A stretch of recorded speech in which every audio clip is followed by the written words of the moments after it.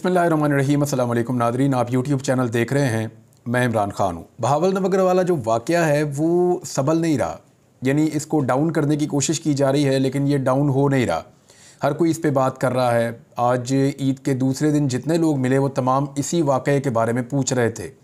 Social media की तमाम sites के ऊपर, चाहे वो व्हाट्सएप है, चाहे वो ट्विटर है, एक्स या यूट्यूब है या फेसबुक है, हर तरफ इस वाक़े की तस्वीर, इस वाक़े की वीडियोज़ हर तरफ फैली हुई हैं और तमाम लोग जो हैं वो मुख्तलिफ़ किस्म के सवालात उठा रहे हैं। अब हुआ ये है कि PMLN के जो अकाउंट्स हैं, चाहे वो सहाफ़ियों के हों या एंटी इमरान खान जो एक लॉबी है या वो लोग हों, वो इस सारे वाक़े को पाकिस्तान तहरीक इंसाफ के साथ जोड़ना चाहते हैं। यानी ऐसा लगता है वो ये साबित करना चाहते हैं कि पहले जो ज़्यादती पुलिस की तरफ से हुई वो भी पाकिस्तान तहरीक इंसाफ ने की थी और बाद में जो ज़्यादती पुलिस के साथ हुई वो भी पाकिस्तान तहरीक इंसाफ ने की है। यानी तहरीक इंसाफ का इस सारे अमल से लेना देना कुछ नहीं है, ना इमरान खान का इससे कुछ लेना देना है, लेकिन विजुअल्स सामने आए और उन विजुअल्स ने एक नया पाकिस्तान के अंदर पंगा खड़ा कर दिया। अब कुछ फैक्ट्स हैं, मैं आपके साथ शेयर करता हूँ। जो लोग कह रहे हैं उस बारे में, पाकिस्तान तहरीक इंसाफ का मौक़िफ़ पहले आप देख लीजिए कि तहरीक इंसाफ इसके ऊपर मौक़िफ़ ऑफिशियली क्या दे रही है। साने बहावल नगर उन्होंने इसको करार दिया और उस पर तहरीक इंसाफ का रद्द अमल। वो ये कह रहे हैं 9 मई फॉल्स फ्लैग ऑपरेशन के किरदारों का आपस में टकराव पाकिस्तान में मौजूदा लाकानूनियत को मज़ीद अयां करता है। जिसकी लाठी उसकी भैंस कि जिस कानून पर 25 मई 2022 से अमल दरामद शुरू हुआ वो आज अजदा बनकर अपने ही बच्चे खा रहा है। लाकानूनियत का ये स्याह राज तहरीक इंसाफ को तोड़ने के लिए रचाया गया था, लेकिन अब ये रियासत के वजूद को अंदर से चाट रहा है। अवाम की चादर चार दीवारी की पामाली और उन पर तशद्दुद का हथियार रियासती इदारों ने नहायत बेरहमी से तहरीक इंसाफ के ख़िलाफ़ इस्तेमाल किया, लेकिन आज खुद इसका निशाना बन गए। रियासती इदारे गुज़िश्ता 11 माह से तहरीक इंसाफ पर रियासती इमलाक पर हमले करने का झूठा बयानिया बना रहे थे, लेकिन आज खुद दिन दहाड़े उन्होंने यही काम सर अंजाम दिया। आज के वाक़े से अवाम को ये भी पता चल गया कि रियासती इमलाक पर हमले करना किसका वतीरा है और 9 मई का हकीकी ज़िम्मेदार कौन है। अदलिया के बाद पुलिस भी इसी लाकानूनियत के अफरियत का निशाना बन गई, जिसके बल पर पुलिस को सियासी मकासद के लिए इस्तेमाल किया जाता था। पुलिस को इस वाक़े से सबक हासिल करते हुए खुफिया एजेंसियों की ईमा पर अवाम की चादर और चार दीवारी और उनके बुनियादी दस्तूरी हुकूक की पामाली की रवायत तर्क कर देनी चाहिए। जिस अंदाज में IG पंजाब और महकमे पुलिस के ज़िम्मेदारान ने पंजाब पुलिस को लावारिस छोड़ा वो पूरे महकमे की आंखें खोलने के लिए काफ़ी होना चाहिए। तहरीक इंसाफ बहावल नगर वाक़े की शदीद मज़म्मत करती है और कानून के मुताबिक ज़िम्मेदारान के मुहासबे का मुतालबा करती है। ये तो जी है तहरीक इंसाफ का मौक़िफ़। इस पे अल्लामा राजा नासिर अब्बास सेनेटर हैं, उन्होंने एक मौक़िफ़ दिया, उनका भी सुन लें मौक़िफ़। वो क्या कह रहे हैं? हमारे इदारे अगर माजी में आइन और कानून की बालादस्ती को मुकद्दम रखते और शख्सियात की पैरवी करने की बजाय आइन और कानून का एहतराम करते तो आज साना बहावल नगर जैसी सूरत हाल का सामना ना करना पड़ता। पाकिस्तान की तबाही की सबसे बड़ी वजह आइन के बजाय ताकतवर डिक्टेशन पर अमल दरामद है। रियासती इदारों से वाबस्ता हर शख्सियत को ये बात ज़हन नशीन रखनी होगी कि वो किसी शख्सियत के ज़ाती तनख्वाहदार नहीं हैं, बल्कि मुल्क और कौम के ज़िम्मेदार फ़र्द हैं। उन्हें किसी का आला कार नहीं बनना। 9 मई के वाक़े के बाद जिस तरह चादर चार दीवारी का तकद्दुस पामाल किया गया, पुलिस ने जुल्म की गैर मामूली मिसालें कायम की, ख़वातीन के साथ इंसानियत सोज मुजालिम रवा रखे गए, लाकानूनियत और इख्तियारात से तजावुज़ और जुल्म व तशद्दुद के वो हरबे इस्तेमाल किए गए कि आलमी ज़राए अबलाग पंजाब को कश्मीर और फ़लस्तीन के साथ तशबीह देने लग गए। पंजाब पुलिस के ये सारे इक़दामात मुल्क व कौम के साथ बदतरीन ज़्यादती और अपने पेशा वराना फ़राइज़ के साथ संगीन ख़यानत थे। बहावल नगर में रियासती इमलाक पर हमला करने वालों को भी कानून के शिकंजे में लाया जाए, जो खुद को रियासत के हर कानून से बालातर समझते हैं और जब जहां चाहें अपनी ताकत का लोहा मनवाने पहुंच जाते हैं। अब इस तासुर को ज़ायल किया जाना चाहिए कि कानून ताकतवर तबके के घर की लौंडी बना हुआ है। ये जी अल्लामा साहब ने फरमाया। उसके अलावा जो है वो हमाद अदर साहब का एक स्टेटमेंट है इसी मामले में और वो भी बहुत इंपॉर्टेंट है। लेकिन मैं एंटी इमरान खान सहाफ़ी, अच्छा मैं सहाफ़ियों को ना 2 कैटेगरीज़ में आज डिवाइड कर देता हूँ। मैंने बहुत सोचा कि मैं बाद वक़्त किसी सहाफ़ी को कहता हूँ कि ये नून लीग के बहुत करीब है तो वो पीपल्स पार्टी की भी तारीफ़ कर देते हैं। तो अब मुझे जो फाइनली समझ आया है कि सहाफ़ी 2 किस्म के हैं पाकिस्तान में इस वक्त, यानी 3 किस्म के हैं। तीसरी किस्म के तो बहुत ही थोड़े रह गए हैं, जो अपने आप को आज भी ये कहते हैं कि हम जी इसके ख़िलाफ़ भी बोलते हैं, इसके ख़िलाफ़ भी बोलते हैं, वो तो बहुत थोड़े हैं। एक्चुअली सहाफ़ी जो हैं वो लाइन के इधर या इधर आकर खड़े हो गए। अब सहाफ़ी दो किस्म के हैं, या तो प्रो इमरान खान है जो ये कह रहे हैं कि इमरान खान के साथ ज़्यादती हुई है, जो कुछ किया गया इलेक्शन में वो गलत हुआ है, जो ज़्यादतियाँ हुई वो उनके खिलाफ बोल रहे हैं। दूसरे सहाफ़ी जो हैं वो एंटी इमरान खान है। इनकी तादाद बहुत ज़्यादा है, बहुत ज़्यादा तादाद है। 80% सहाफ़ी जो हैं वो एंटी इमरान खान है।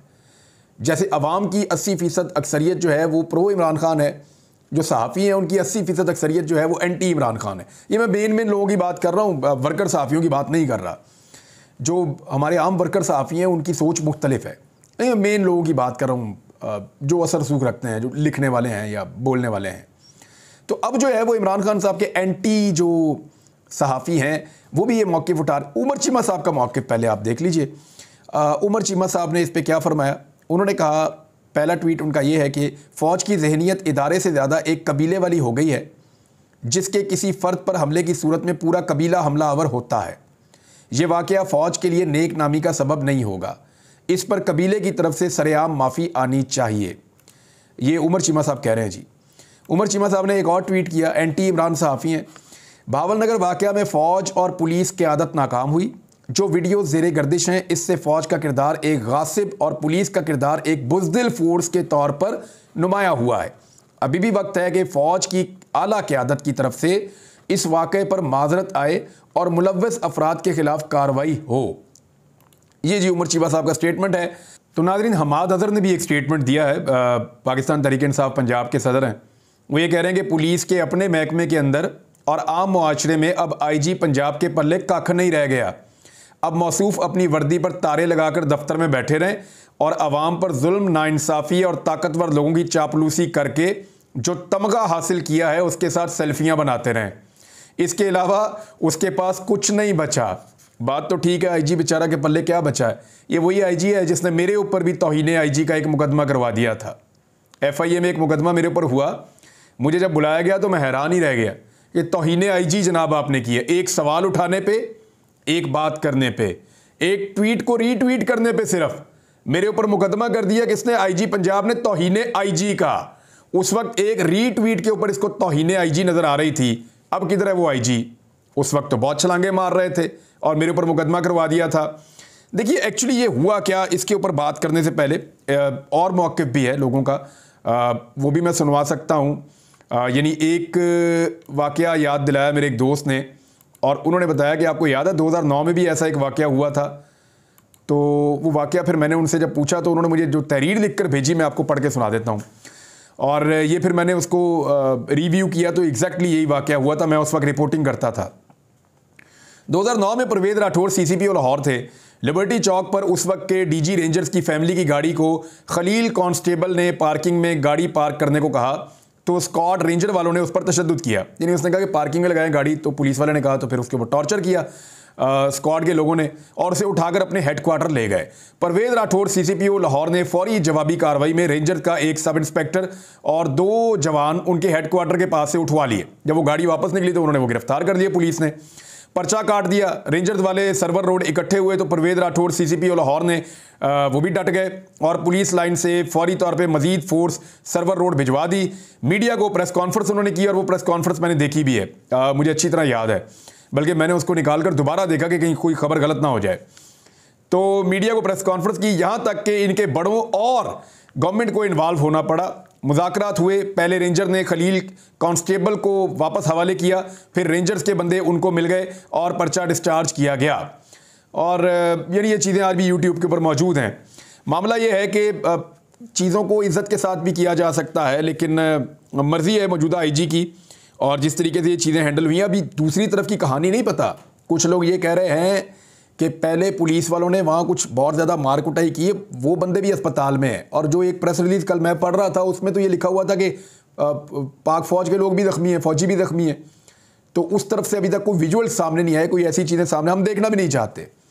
मैंने एक दिन, मुझे याद है अच्छी तरह, मोटरवे के ऊपर झगड़ा हो गया पाक फ़ौज का और मोटरवे पुलिस का। तो पाक फ़ौज के लोगों ने जो है मोटरवे पुलिस को फेंटी लगा दी। तो हम एक जगह शिकार खेल रहे थे, वहाँ मेरे साथ मेरे कुछ फ़ौजी दोस्त भी थे। तो गपशप लगना शुरू हुई। तो वो बेचारे थोड़ा माजरत ख्वाना उनका रवैया था कि यार देखें वो ज़्यादती तो हुई है, होना नहीं चाहिए था, तो डिपार्टमेंटल कार्रवाई हो जाएगी। तो मेरे एक दोस्त थे वहाँ, बड़े अच्छे डॉक्टर साहब हैं वो, उन्होंने कहा यार ऐसी है तो देख सकते हैं, तुसी किसी को कुट रहे हो। जो हमारे फौजी दोस्त थे उनको उन्होंने कहा कि हम ये तो देख सकते हैं तुम किसी को फैंटी लगा रहे हो, लेकिन ये देखने में तकलीफ होगी क्योंकि तुम्हें आगे से मार रहा है, तो ये हम नहीं देखना चाहते। तो वो अच्छी बात है, वो मुझे बात आज भी याद है कि लोगों का फौज के साथ एक ऐसा रिलेशन तो है। अब जो मामला है ना इसमें पुलिस के साथ क्या हुआ, देखिए मामला सारा पुलिस के एंड के ऊपर है। एक मिसाल इसके अंदर जो है वो बिलावल जरदारी वाली भी है। आपको याद होगा कि कराची में एक इंसिडेंट हुआ था, कैप्टन सफदर ने छलांगे लगाई थी बाबा कौम कायद आज़म रहमतुल्लाह अलैह के मज़ार के ऊपर और नारेबाजी की थी। उस पर एक मुकदमा दर्ज किया गया था और वो मुकदमा दर्ज करने के लिए और कैप्टन सफदर को गिरफ़्तार करने के लिए वहाँ पे दबाव डाला गया था पाक फ़ौज के इदारे की जानिब से और आईजी को उठा लिया गया था और सिंध पुलिस ने इस्तीफ़े देना और छुट्टियाँ लेना शुरू कर दी थी। और बिलावल जो है वो बिलावल और उनकी सिंध हुकूमत जो है वो पूरी ताकत के साथ सिंध पुलिस के साथ खड़े हो गए थे। फिर उसके बाद जनरल बाजवा को एक्शन लेना पड़ा था और आज वज़ीर आला पंजाब और वज़ीर आज़म वो किधर गए, ये सवाल उठाया है पाकिस्तान पीपल्स पार्टी के एक साहब ने, मोहम्मद अदील उनका नाम है। उन्होंने ये सवाल उठाया कि जब बिलावल खड़ा हो गया था अपनी पुलिस के साथ तो मरीम नवाज़ और शहबाज शरीफ किधर गायब हैं। बहरहाल ये उनकी बात है, लेकिन मैं मामला पुलिस का बताता हूँ। देखें, पुलिस आला कार बनी एक गलत काम करने के लिए पाकिस्तान में। पीडीएम की हुकूमत को उन्होंने प्रोटेक्ट किया और पीडीएम के कहने के ऊपर उन्होंने सहूलतकार बन के, और भी बहुत सारे लोग सहूलतकार बने, लेकिन पुलिस फ्रंट के ऊपर यूज़ हुई। पुलिस ने 2 साल लोगों के ऊपर जुल्म और ज़्यादती की। ये जुल्म और ज़्यादती की इंतहा इतनी ज़्यादा हो गई कि 8 फरवरी तक एक मिसाल कायम कर दी पुलिस ने जुल्म और ज़्यादती की और जबर की, फस्तायत की। और उसमें पुलिस का लेना देना कुछ नहीं था, पुलिस को उसके बदले कुछ नहीं मिल रहा था। या तो हो ना कि आईजी को एक तमगा मिला, वो तमगे की क्या औकात है, किसी भी आईजी को मिल सकता है। एक आईजी को तमगा मिला बस, और पुलिस को क्या मिला इसके बदले में? कुछ नहीं मिला। गालियां मिली हैं, बदनामी मिली है। जो कुछ पुलिस ने किया, जो गैर कानूनी किया, जो चीज़ें गैर कानूनी की, जो चीज़ें गलत की, जो रोज़ाना अदालत के अंदर जाकर साबित होती हैं। यानी मेरे ऊपर पुलिस ने बम डाल दिया, मैं आपके सामने बैठा हूँ, सहाफ़ी हूँ मैं, मेरे ऊपर पुलिस ने डाल दिया कि मैंने बम मारे हैं बना बना के पुलिस वालों को। अब इसी तरह के मुकदमे, अब मुझे क्यों यकीन ना आए बाकी लोगों की बात के ऊपर कि हमारे ऊपर झूठा मुकदमा पुलिस ने बनाया, और जब मैं खुद विक्टिम हूं, जब मेरे ऊपर ही पुलिस ने बम डाल दिया है कि मैं बम बना के मार रहा हूं, तो बाकी जिन लोगों पे बम डाले हैं पुलिस ने, जब वो मुझे आके कहेंगे जी अब हमारे ऊपर भी ऐसे ही डालें जैसे आप पे डालें, तो मैं उनकी बात पे क्यों ना यकीन करूं।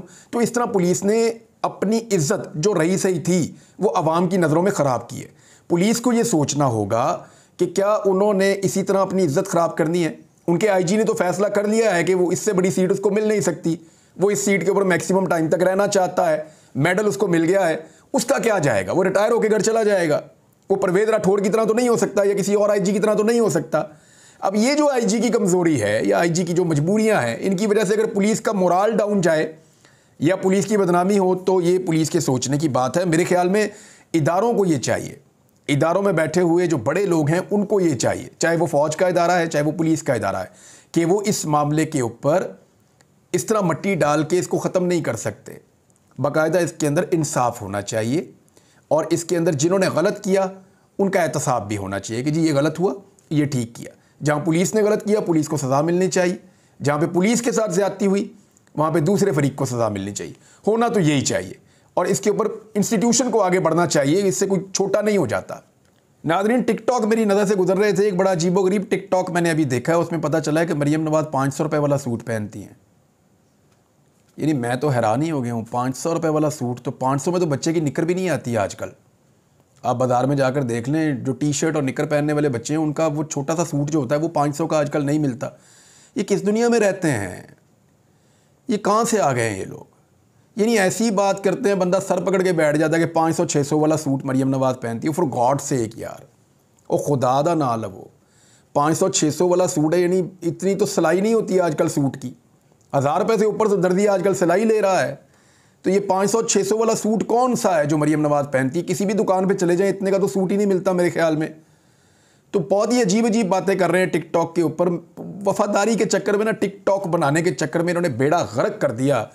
जो जितनी भी गवर्नेंस है उसका सारे का सत्यानाश किया सिर्फ टिकटॉक के चक्कर में कि एक विजुअल अच्छा बन जाए, चलता हुआ कोई प्यारा लग जाए, कोई बैठा हुआ प्यारा लग जाए, किसी के सामने से ड्रोन कैमरा गुजर जाए, कोई कैमरा इधर से निकल जाए, कोई कैमरा बगल में से निकल के आ जाए, कोई कैमरा पर्स के पास से जूम आउट हो जाए। अजीब व गरीब किस्म की हुकूमत बनी है और टिकटॉक के मजाक ये इस मुल्क के अंदर कर रहे हैं। वो टिकटॉक से ना लोगों ने आपको वोट डालना है, ना टिकटॉक से लोगों ने आपको जो है आपकी कारकर्दगी को सराहना है, ना टिकटॉक से आपकी छीनी हुई मकबूलियत आपको वापस मिलनी है। वो तभी वापस मिलनी है जब नवाज शरीफ साहब ने आकर कहना कि मेरे से गलती हो गई, मैंने डील कर ली थी, मैं अपनी गलती तस्लीम करता हूं, मेरे पास मैंडेट नहीं है, मैं अपनी दोनों हुकूमतें कुर्बान कर रहा हूं, मैं अवाम के पास जब दोबारा आएगा मौका, अवाम के पास जाऊंगा और जाके इक़्तिदार के लिए लोगों से वोट मांगूंगा, फिर तो मुझे लगता है कि शायद इज्जत बहाल होना शुरू हो जाए। वैसे मुझे नहीं लगता। अब एक नया बयानिया आएगा नाज़रीन, उस पर ज़रा आप गौर कीजिएगा, और वो महंगाई के बारे में एक बयानिया तैयार किया जा रहा है। अगले वीलॉग में बताता हूँ वो क्या बयानिया तैयार किया जा रहा है। अब तक के लिए इतने, अपना ख्याल रखिएगा, अपने इस चैनल का भी। अल्लाह हाफ़िज़।